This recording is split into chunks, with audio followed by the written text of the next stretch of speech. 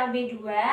Perkenalkan, nama saya Hilma Maulina. Saya Afrilia Nurjayati. Saya Septiani Putri Sylvia. Saya Dwi Aldirat Nasari. Kami akan membuat video hikayat monolog dengan judul Putri Kemuning.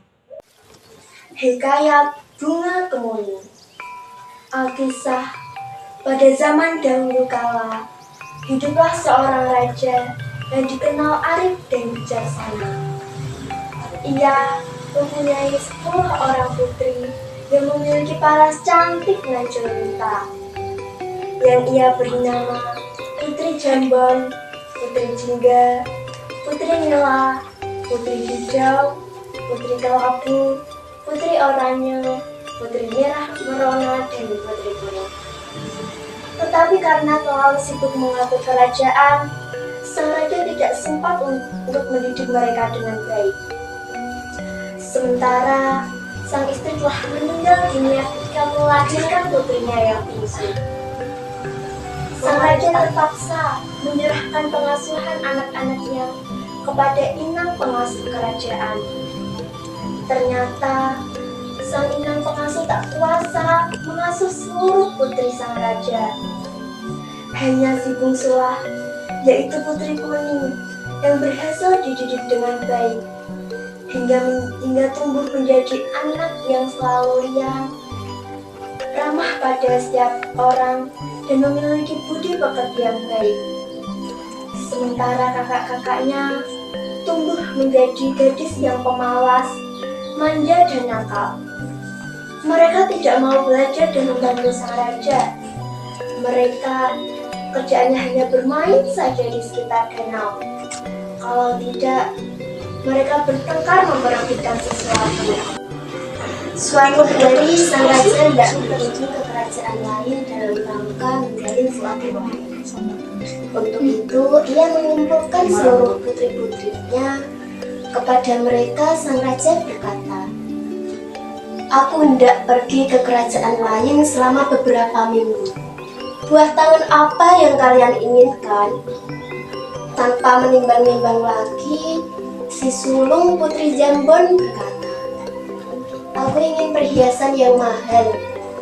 Permintaan yang hampir serupa mahal dan mewahnya juga diajukan oleh adik-adik Putri Jambon. Hanya Putri Kuning sajalah yang mendekat dan memegang lengan ayahnya sambil berkata, "Aku hanya ingin ayah kembali dengan selamat." "Sungguh baik perkataanmu, wahai putriku. Mudah-mudahan saja aku dapat kembali dengan selamat dan membawakan hadiah yang indah untukmu," kata sang raja. Singkat cerita, setelah sang raja pergi, kelakuan anak-anaknya malah menjadi semakin nakal dan malas. Bukannya bersedih, mereka malah merasa gembira karena selain sang raja, di seluruh kerajaan tidak ada yang berani melarangnya. Kesempatan ini mereka pergunakan untuk membentak dan menyuruh para inang pelayan sekendak hati. Para inang pun menjadi sibuk sehingga tidak sempat membersihkan taman istana kesayangan sang raja. Melihat hal itu, Putri Kuning segera mengambil sapu dan mulai membersihkan taman kesayangannya, ayahandanya. Dedaunan kering dirontokkannya, rumput liar dicabutnya, dan dahan-dahan berlebih dipangkasnya agar terlihat lebih rapi.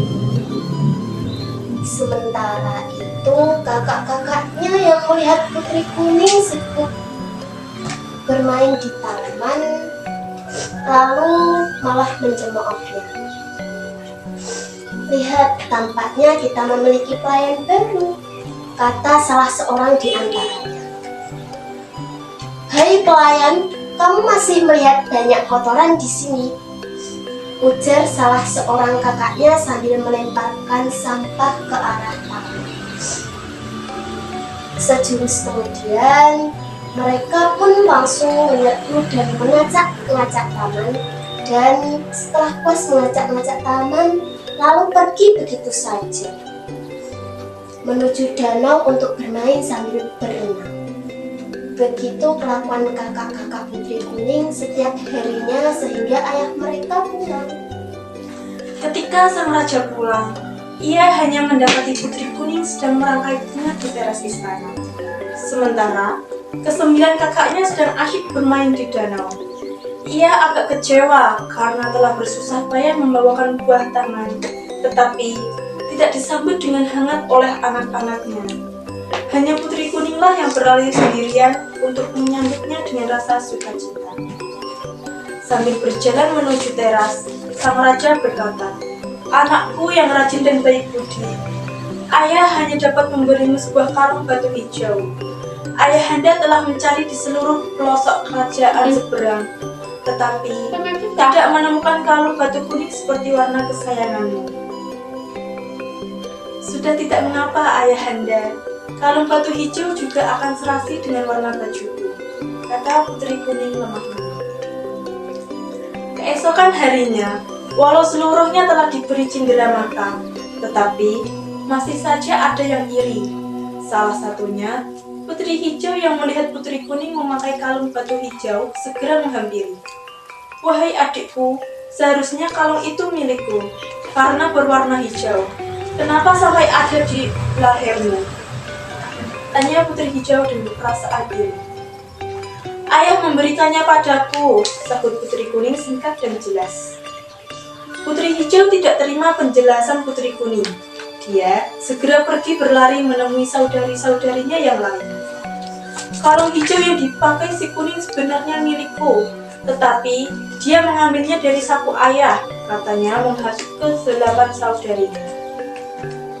Mendengar hasutan Putri Hijau, saudari-saudarinya menjadi panas hati.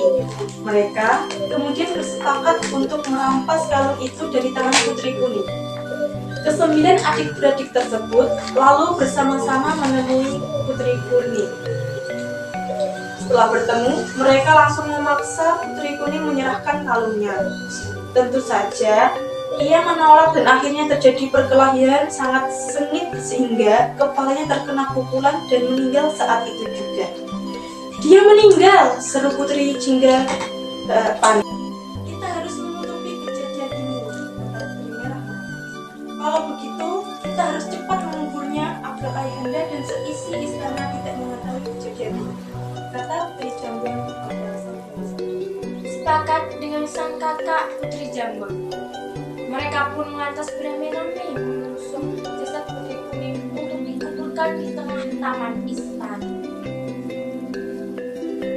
Bersama jasad sang Putri Kuning, turut pula dikuburkan benda-benda yang menjadi bahan perebutan, yaitu kalung hijau, kalung yang berbatu hijau.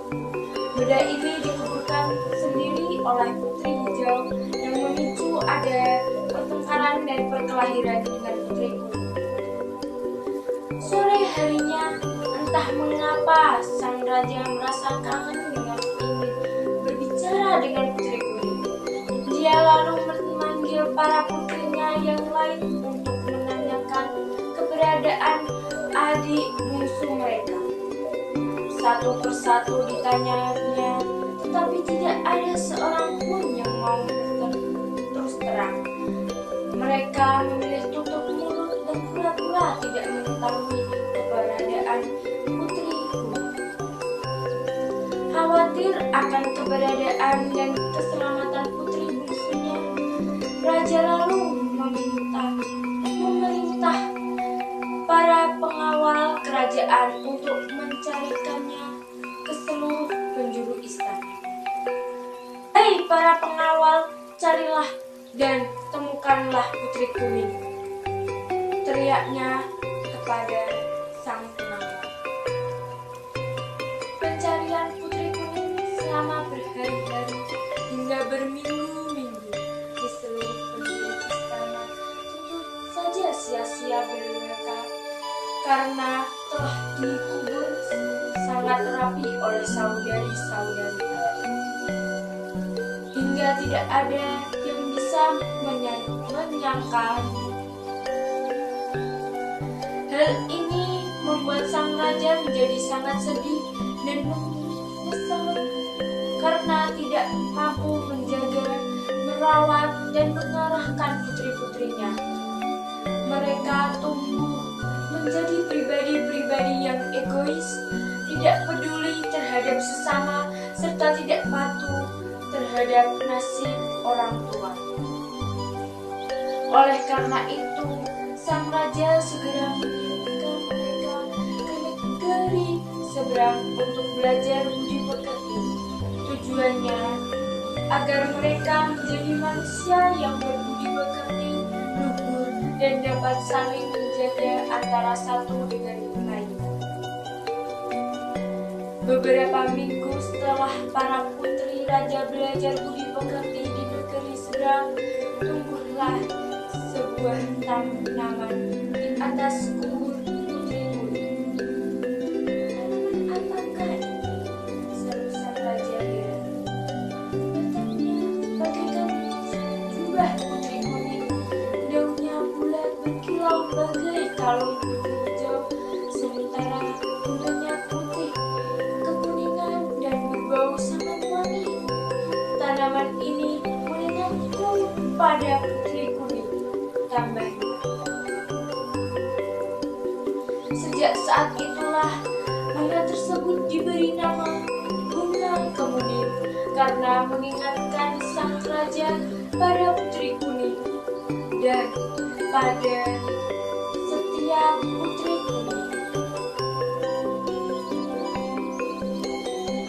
Dan sama seperti putri kuning, bunga kemuning memiliki banyak kebaikan. Bunganya dapat digunakan untuk mengharumkan rambut, batangnya dapat dipakai untuk membuat kotak-kotak indah, dan kulit kayunya dapat ditumbuk untuk dijadikan bedak penghalus wajah. Terima kasih telah menonton video kami. Maaf jika ada salah kata. Sekian dari kami. Wassalamualaikum warahmatullahi wabarakatuh.